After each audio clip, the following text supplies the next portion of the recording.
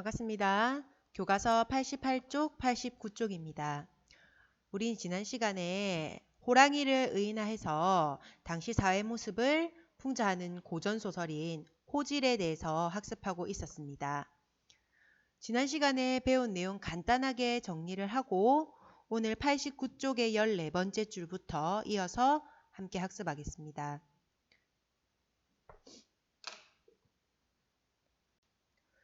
호질의 앞부분에는 명망과 학식이 높은 북각선생의 모습이 나왔습니다. 그리고 수절을 잘 지키는 현숙하다는 단어가 나오죠. 현숙한 것으로 소문이 나 있는 동리자의 인물됨이 나옵니다. 하지만 이 동리자는 5자식이 다 성이 달랐다라고 이야기를 하면서 평판과는 달리 동리자가 절개를 지키지 않는 인물이라는 것을 나타내고 있었죠. 이 북각 선생과 동리자가 서로 문란한 만남을 하고 있었습니다. 그런데 이 동리자의 방에 있었던 북각 선생을 동리자의 아들들이 여우로 믿고 덤벼들게 되는 것까지가 지난 시간에 배웠던 내용입니다. 자, 그러면 89쪽 14번째 줄 북각선생이부터 함께 보겠습니다. 북각선생이 소스라치게 놀라 달아나는데 혹 사람들이 자기를 알아볼까 겁을 먹고는 한 다리를 목에 걸어 귀신춤을 추고 귀신 웃음소리를 내었다. 여기 줄 한번 줘보겠습니다.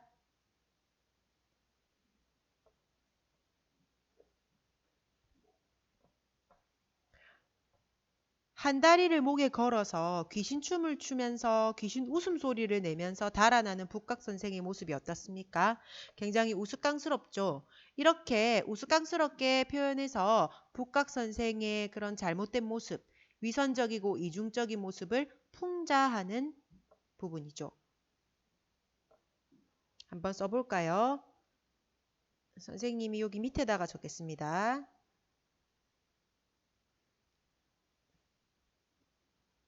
북각선생의 모습을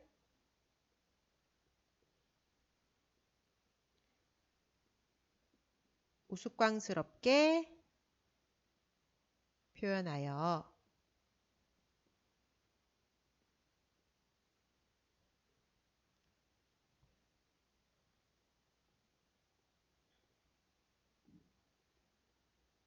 북각선생의 이중성, 위선을 풍자하고 있다.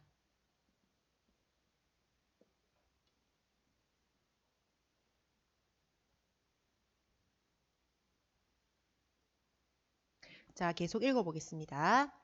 문을 박차고 달아나다가 그만 들판의 움속에 빠졌는데 그 안에 똥이 그득 차 있었다. 줄 한번 쳐볼까요? 들판의 움속에 빠졌는데 그 안에 똥이 그득 차 있었다.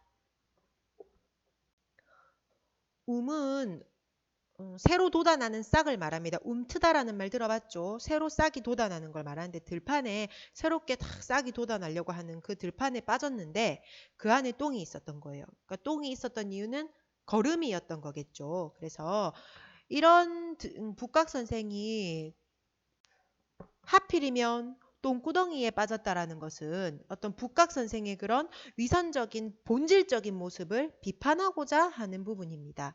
한번 써볼까요? 이 부분은 그럼 선생님 여기다 그냥 쓸게요.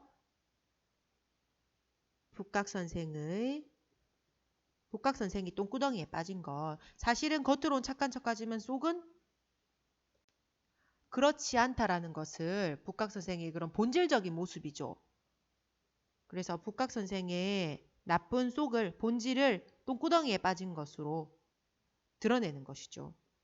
북각 선생의 위선을 하지 말고 잠깐만 위선적인 본질을 드러내요. 비판한다. 사실은 북각 선생의 북각 선생의 본질이 속이 더럽다, 더러운 사람이다 이런 걸 드러내는 부분이라는 겁니다. 자, 그래서 여기 선생님 필기를 했기 때문에 잘 안 보이지만 교과서 보시면 되겠죠. 겨우 북각 선생이 버둥거리면서 붙잡고 나와서 머리를 내밀고 살펴보니까 무엇이 북각 선생의 앞길을 떡 막고 있었죠? 호랑이였습니다. 이 호랑이가 얼굴을 찌푸리며 구역질을 하고 코를 가리고 머리를 돌리면서 한숨을 쉽니다. 호랑이를 의인화하고 있다는 걸 알 수 있습니다. 자, 읽는 중 활동 답 정리하고 다음 페이지 넘어가겠습니다. 작가가 도망치는 북각 선생의 모습을 통해서 말하고자 하는 바가 무엇일까요? 도망치는 북각 선생의 모습이 굉장히 우스꽝스러웠죠. 다리를 목에 걸쳐서 귀신처럼 막 춤추면서 이런 모습을 통해서 어떤 북각 선생의 이중적인 모습을 우스꽝스럽게 비판하는 거 풍자죠. 풍자하려고 이렇게 하는 것이죠. 써볼게요. 위에다가 쓰겠습니다.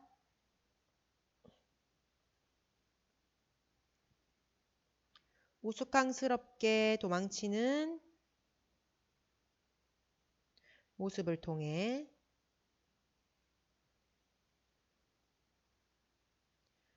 고고한 척하는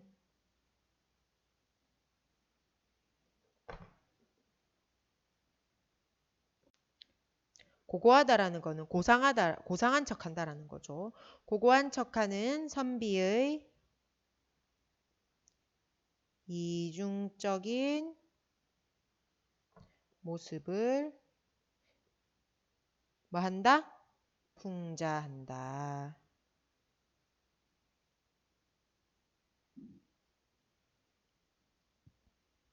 자, 다음 페이지 넘어가겠습니다.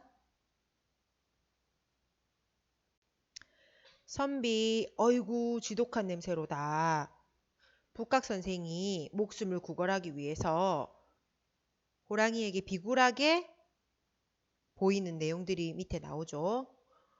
엉금엉금 기어가서 앞으로 가서 3번이나 절을 하고 꿇어 앉아서 머리를 들어요. 그러면서 뭐라고 이야기하는지 한번 봅시다. 범님의 덕이야말로 참으로 지극합니다. 군자들은 범의 빠른 변화를 본받고 제왕은 범의 걸음걸이를 배우며 사람의 자제들은 범의 효성을 본받고 장수들은 범의 위엄을 취합니다. 범의 이름은 신령한 용과 함께 날아나여 구름은 용을 따르고 바람은 범을 따릅니다. 인간 세상에 천한 사람이 감히 범님의 영향 아래에 있습니다. 지금 범에게 잘 보여서 살아남으려고 온갖 달콤한 말은 다 하죠. 아부라고 하죠. 아부 또는 아첨이라고 하죠. 그래서 이 부분은 범에게 아첨하여 잘 보이려고 이제 좋은 말을 꾸며내는 게 아첨이죠. 살아남고자 하는 북각 선생의 모습을 알 수 있습니다. 자, 이런 태도를 사자성어로 뭐라고 하느냐? 교언영색이라고 합니다. 교언영색. 교언은 말을 교묘하게 꾸민다라는 뜻이에요. 교묘하게 꾸며내는 말. 그리고 영색은 남의 비위를 맞추려고 까첨하려고 얼굴빛을 꾸민다라는 거예요. 그러니까 말도 교묘하게 꾸며대고 얼굴빛도 싹 바꿔서 남한테 아첨하는 것을 교언영색이라고 합니다. 자, 아래 내용 보겠습니다. 자, 이렇게 북각 선생이 아첨을 했는데 범이 호통을 쳤죠. 가까이 오지도 마라. 내가 일찍이 들음에 선비유자는 아첨유자로 통한다더니 과연 그렇구나 그랬습니다.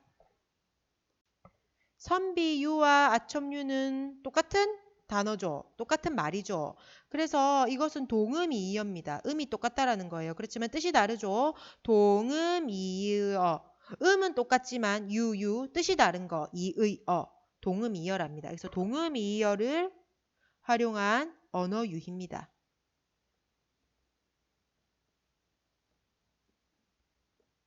말장난이죠. 선비유자는 아첨유자로 통한다더라. 이 동음이어를 활용해서 이야기하고자 하는 게 뭘까요? 선비를 비판하고자 하는 거죠. 비판.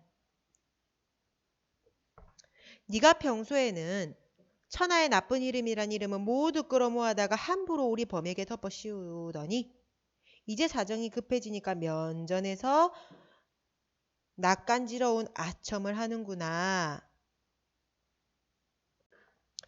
평소에는 범한테 나쁜 건 다 뒤집어 씌우더니 이제 듣기 좋은 말로 아부한다.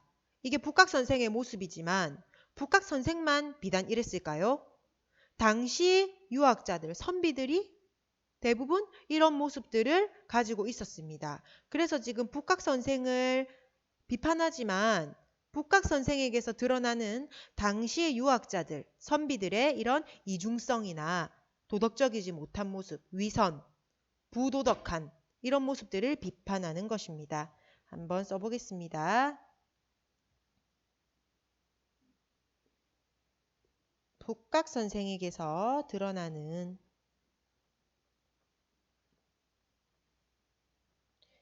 당시 유학자, 유학을 공부하는 선비들 말하죠. 유학자들의 이중성과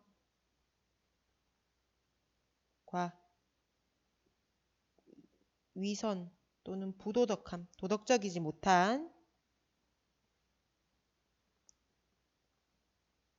이런 모습들을 비판하고 있습니다.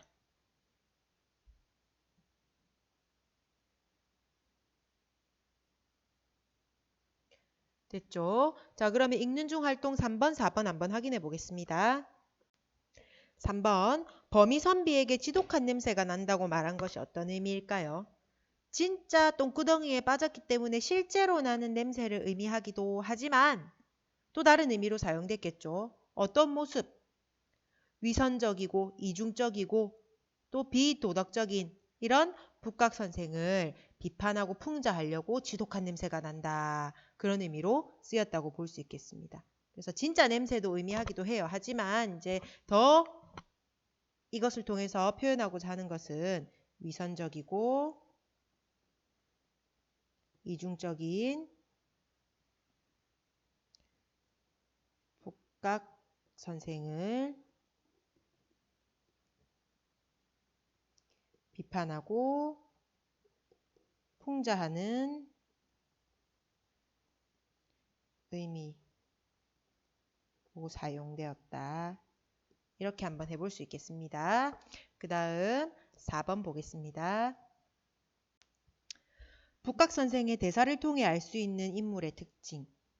지금 북각 선생은 위기 상황에 처해서 살아남기 위해서 범한테 아첨하죠. 자기가 배운 학문을 막 이제 최대한 끌어올려서 범에게 아첨하고 있어요. 그래서 이 어떤 모습일까요? 아주 비굴한 모습. 이것 또한 이중적인 모습이라고 할 수 있겠죠. 한번 적어볼까요? 위기의 상황에 이렇게 할까요? 위기의 상황에 범에게 아첨하는 모습을 보이므로 비굴하고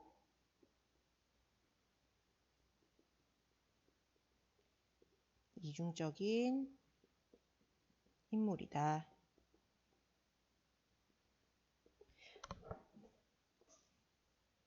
이렇게 정리하겠습니다. 다음 페이지 보겠습니다. 다음 페이지 보기 전에 밑에서 네 번째 줄 안 읽었죠? 대저천하에부터 볼게요. 대저천하의 이치는 하나뿐이다. 범의 성품이 악하다면 사람의 성품 역시 악할 것이요. 사람의 성품이 선하다면 범의 성품 역시 선할 것이다. 네가 말하는 천만마디 말이 여기서부터 한번 묶어볼게요. 네가 말하는 천만 마디 말이 오륜을 벗어나지 않고 오륜은 이제 유교에서 강조하는 도덕이죠. 남을 훈계하고 권면할 때는 을의 예의 염치를 둘추어대지만 이 말은 유학자가 네가 윤리나 도덕을 굉장히 강조하지만 이 말입니다. 도성의 거리에는 형벌을 받아 코 떨어진 놈 넘어갈게요. 발 뒤꿈치 없는 놈 이마에 문신을 하고 돌아다니는 놈들이 있으니 이들은 모두 오륜을 지키지 못한 망나니가 아니더냐. 형벌을 주는 도구인 포승줄과 먹실, 도끼와 톱을 날마다 쓰기에 바빠 겨를이 없는데도 불구하고 사람들의 제약을 막지 못하고 있도다. 여기까지 묻겠습니다. 이 말은 네가 북각 선생이 또는 유학자가 윤리나 도덕을 늘 강조하지만 그런 인간의 부도덕한 걸 막을 수 있다 막을 수 없다. 막지 못하고 있다라는 거죠. 말로는 늘 윤리와 도덕을 강조하고 있지만 바깥에 나가보면 잘못을 저질러서 벌받은 사람들이 굉장히 많다라는 거예요. 그러니까 말로만 윤리, 도덕을 외치는 실제적으로 효과는 없는 그런 유학자들의 모습을 비판하고 있는 것입니다. 위에다가 한번 쓰겠습니다.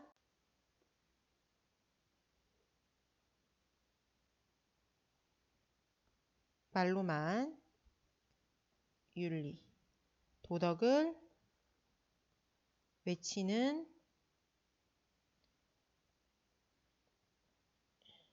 유학자들에 대한 비판.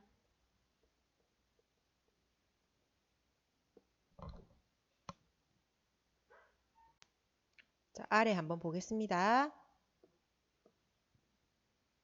우리 범은 풀이나 과일 따위를 입에 대지 않고 벌레나 생선 같은 것을 먹지 않으며 위에 안 읽었네요. 위로 조금 올라가서 막지 못하고 있도다 뒤부터 볼게요. 그러나 우리 범의 세계에는 이런 형벌이란 것이 본디부터 없다. 이 말이 무슨 말일까요? 사람들의 성품은 나쁘지만 우리는 이런 형벌이 없다는 건 우리들은 착하다라는 거죠. 그러니까 사람의 성품이 짐승보다 못하다라는 얘기를 하고 있습니다. 이로 본다면 범의 성품이 또한 사람의 성품보다 어질지 않느냐라는 말이죠. 우리 범은 풀이나 과일 따위를 입에 대지 않고 벌레나 생선 같은 것을 먹지 않으며 누룩국물, 술 같은 어긋나고 어지러운 음식을 좋아하지 않고 새끼 가진 짐승이나 알 품은 짐승이나 하찮은 것들은 차마 건드리지 않는다. 사람들은 이렇게 하죠. 그런데 우리 범은 이렇게 안 한다는 거죠. 그러니까 사람들은 도덕적이지 못하고 하지만 우리 범은 도덕성을 갖추고 있다라는 겁니다. 다음, 산에 들면 노루나 사슴 따위를 사냥하고 들에 나가면 마소를 잡아먹되 아직까지 입과 배를 채울 끼니거리 때문에 남에게 비굴해지거나 음식 따위로 남과 다투어 본 적이 없다. 이러하니 우리 범의 도덕이 어찌 광명정대하지 않다고 할 수 있는가? 줄 한번 쳐보겠습니다. 아직까지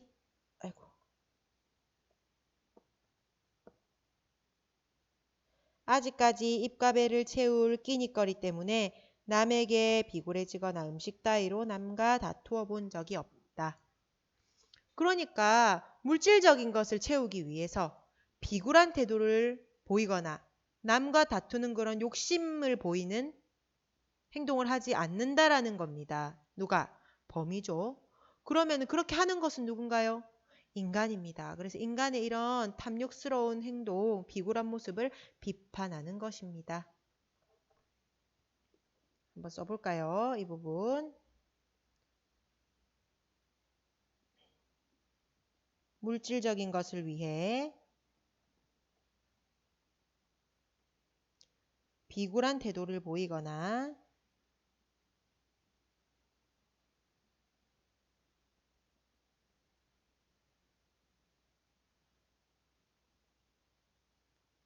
남과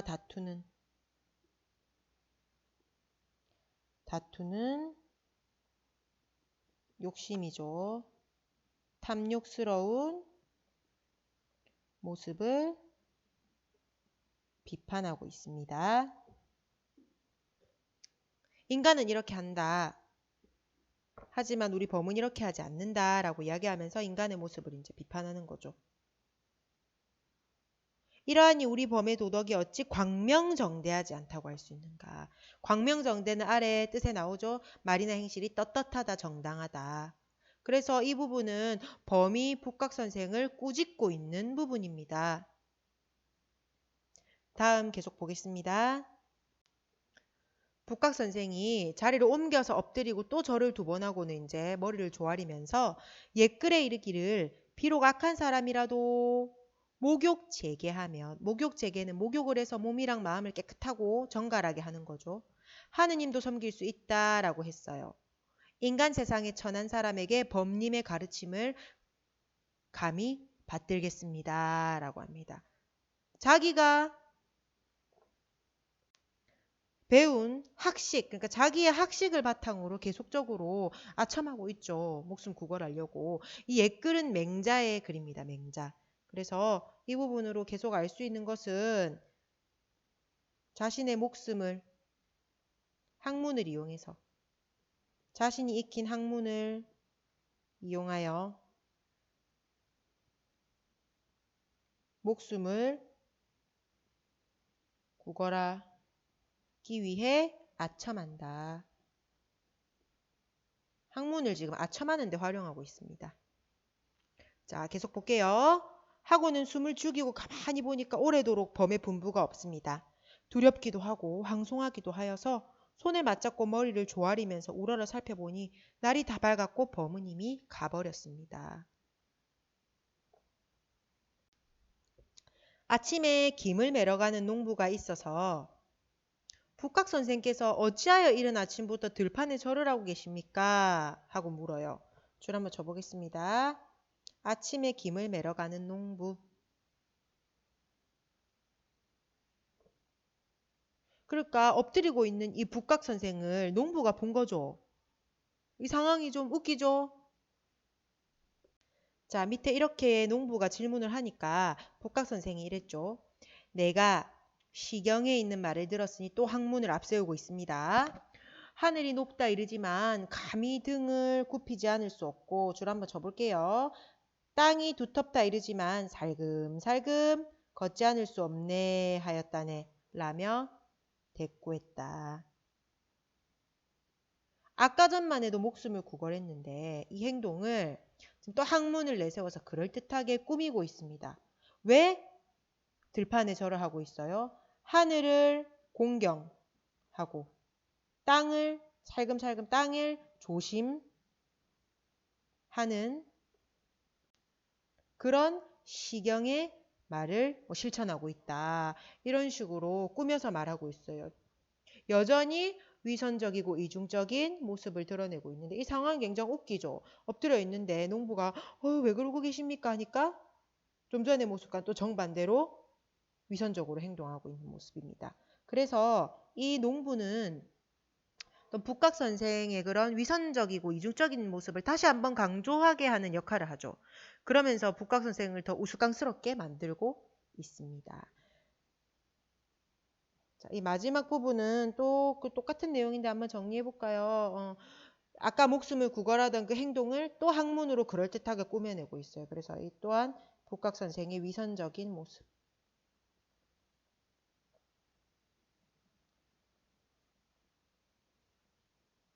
이렇게 정리하고 읽는 중 활동 5번, 6번 문제 정리해 보겠습니다. 자, 이 글에서 농부의 역할은 무엇이었습니까? 북각 선생의 위선적인 모습을 다시 한번 강조하고 또 북각 선생을 우스꽝스럽게 희화시키는 인물이죠. 그래서 여기 옆에 빈자리에다 적겠습니다. 북각 선생의 농부는 북각 선생의 이중적, 위선적 모습을 다시 한번 강조하는 역할을 한다. 역할을 하고 또 그러니까 북각 선생을 더 우스꽝스럽게 만드는 것이죠. 북각 선생의 모습을 우스꽝스럽게 만든다라는 걸 이렇게 한다라는 것이죠. 복각 선생의 모습을 더욱 우스꽝스럽게 만드는 인물이다라는 것입니다. 자, 그 다음에 읽는 중 활동 6번입니다. 범이 마지막에 복각 선생을 잡아먹지 않고 보낸 이유가 무엇일 것 같습니까? 복각 선생 잡아먹으면 맛있을까요? 아까 처음에 범이 복각 선생을 만났을 때 복각 선생이 뭘 뒤집어 쓰고 있었죠? 똥을 뒤집어 쓰고 있었죠. 그리고 굉장히 지독한 냄새가 나는, 정말로 똥 냄새가 나기도 하지만 복각 선생의 본질은 굉장히 지독한 냄새가 나는 이중적인 사람이었습니다. 그러니까 잡아먹기에도 별로 탐탁치 않은 존재다라고 생각했기 때문에 안 잡아먹었을 것 같대요. 범도 잡아먹었을 때 복각 선생 같은 더러운 이런 사람이 몸 안에 들어오는 걸 원치 않았겠죠. 그래서 한번 써보겠습니다. 여기 밑에다가 빈칸에다 선생님 쭉 쓸게요. 복각 선생에게서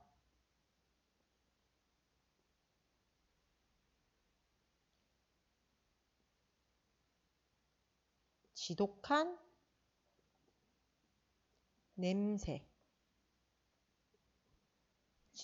냄새가 난다고 하였고, 복각 선생은 어떤 인물이지? 복각 선생은 이중적, 위선적, 비도덕적 뭐 이런 거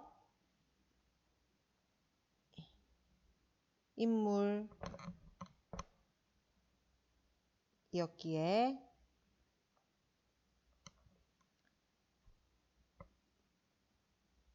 잡아먹기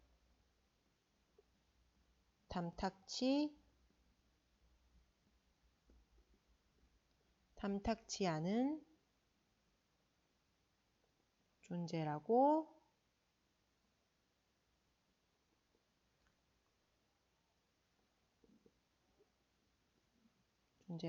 생각했을 것이다.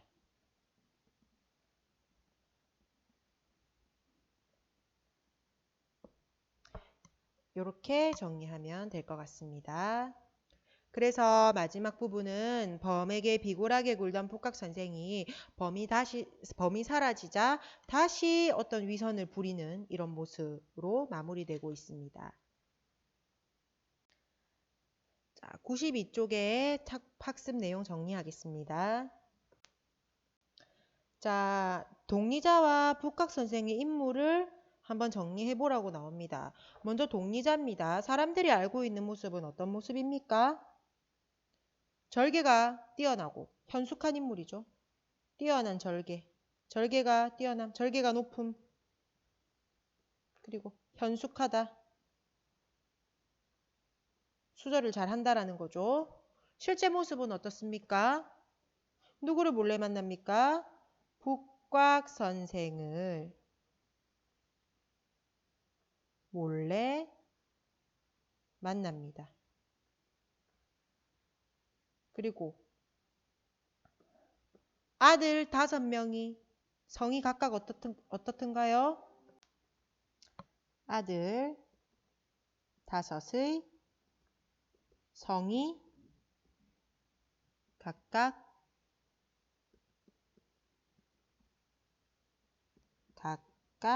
다르다. 다음 복각 선생은요. 사람들이 알고 있는 모습은 굉장히 학문적으로 뛰어나죠. 학식이 높고 어진 인물로 나오죠. 어질다. 실제 모습은 그러나 어떻습니까? 누구를 몰래 만났어요? 동리자를 몰래 만나고 또 범을 만나서 위기에 처했을 때 어떻게 행동했습니까? 굉장히 비굴하게 행동했죠. 위기에 처하자 비굴하게 아첨했다.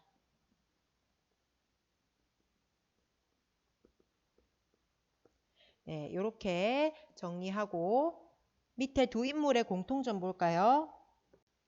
그럼 이런 실제 모습들을 봤을 때 이 두 인물의 공통점은 뭡니까? 겉으로 보이는 모습과 속이 같다 다르다? 다르다라는 거죠. 이런 걸 우리가 아까 뭐라고 계속 표현해 왔죠? 이중적이고 위선적이다 또는 비도덕적인 인물이다 라는 것입니다. 두 인물의 공통점 한번 써볼까요? 겉과 속이 다른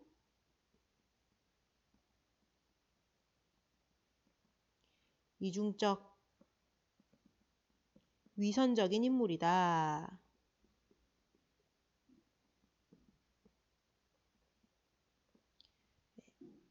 그 다음 2번 보겠습니다.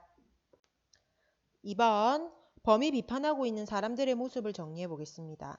가까이 오지도 마라. 내일치기 들음에 선비유자는 아첨유자로 통한다더니 과연 그렇구나. 어떤 모습을 비판합니까? 아첨하는 선비를 비판하죠. 뭘 위해서 아첨을 하고 있습니까 지금? 자기가 살아남기 위해서, 그러니까 자신의 이익을 위해서 아부를 하는 선비를 비판하고 있습니다. 자신의 이익을 위해 비굴하게 아첨하는 거죠. 아첨하는 선비를 비판합니다. 다음 보겠습니다. 아직까지 입과 배를 채울 끼니거리 때문에 남에게 비굴해지거나 음식 따위로 남과 다투어 본 적이 없다. 이러하니 우리 범의 도덕이 어찌 광명정대하지 않다고 할 수 있는가? 범은 입과 배를 채울 끼니거리 때문에, 그러니까 어떤 물질적인 것 때문에 남에게 비굴하거나 또는 음식을 위해서 남과 다투어 본 적, 자기 욕심을 채우기 위해서 남과 다투지 않는다라는 거예요. 그럼 이걸 통해서 비판하는 건 물질적인 것을 위해서 비굴해지고 그리고 욕심을 부리는 그런 사람들을 비판한다라고 볼 수 있습니다. 한번 적어볼까요? 물질적인 것을 위해서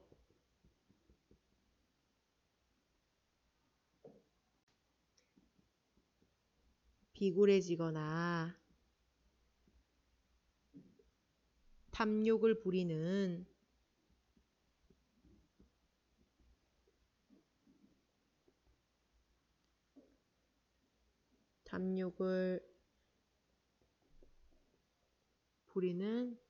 어떤 남과 다투는 거, 이기적인 모습이죠. 이기적인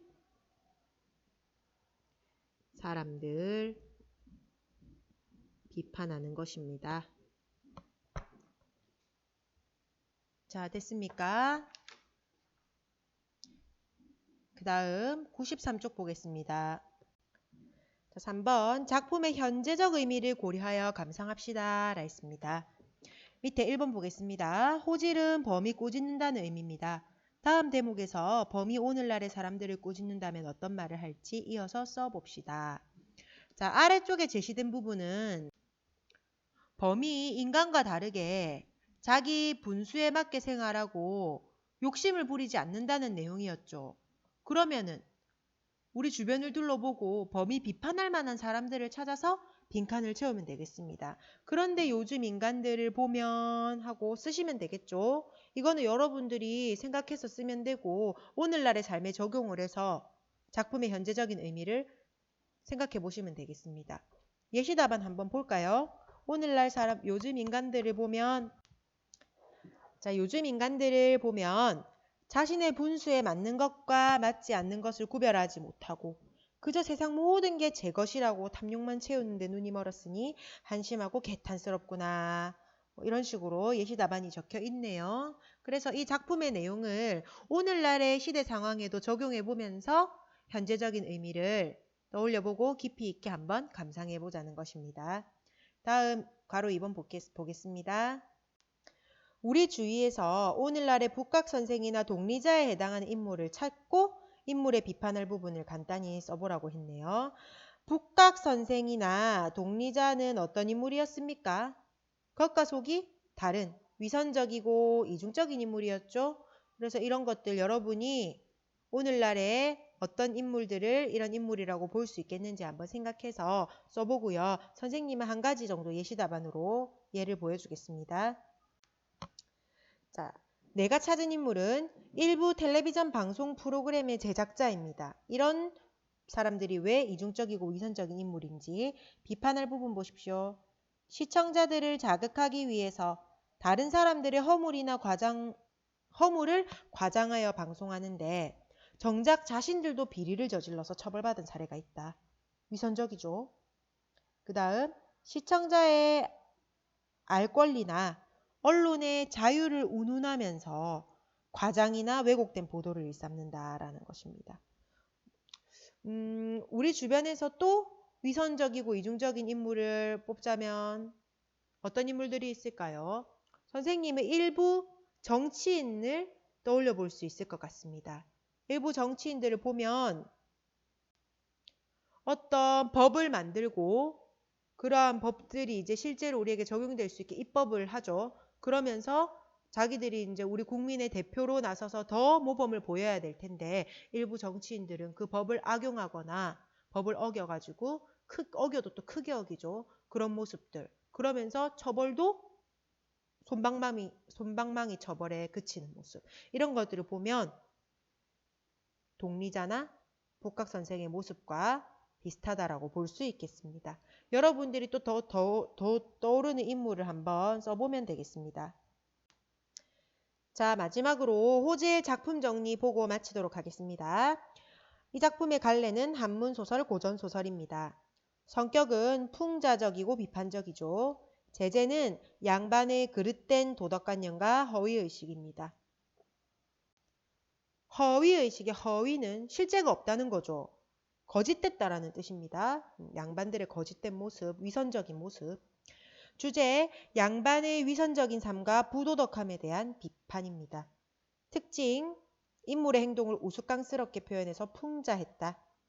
범을 의인화해서 인간의 부도덕함을 신랄하게 비판했다. 신랄하다는 것은 아주 날카롭게 비판했다라는 것입니다. 예리하게 비판했다라는 것입니다. 조선 후기 양반들에 대한 부정적인 시각을 드러냈고 범을 통해서 작가의 비판의식을 드러냈습니다. 이 작품의 작가가 박지원이죠. 여러분 박지원 들어봤습니까? 박지원은 조선 후기 실학자입니다. 실학은 실제로 유용한 학문을 말합니다. 조선시대에 보면 조선시대 일반적인 유학, 선비들이 했던 유학은 실생활에 유용한 학문이 아닙니다. 그래서 이 실학자인 박지원의 눈으로 봤을 때 예의만 따지고 그리고 실제로 자기들이 예의도 지키지도 않으면서 그런 허례허식, 예의나 법식 이런 것만 따지고 부도덕적으로 살아가는 이런 유학자들을 충분히 부정적인 시각으로 바라볼 수 있었겠죠. 그래서 실생활에 유익한 학문을 추구했던 실학자 박지원의 입장에서 본다면 이런 조선 양반들의 후기 양반들에 대한 부정적인 시각이 충분히 드러나는 작품이라는 것 생각해 볼 수 있겠습니다. 자, 오늘은 여기까지 하고요. 다음 시간에는 94쪽 가난한 사랑 노래의 시를 학습하겠습니다. 가난한 사랑 노래를 오늘은 굉장히 수업이 좀 길었기 때문에 선생님이 따로 숙제는 내주지 않고 수업 시간에 함께 활동을 하도록 하겠습니다. 수고했습니다.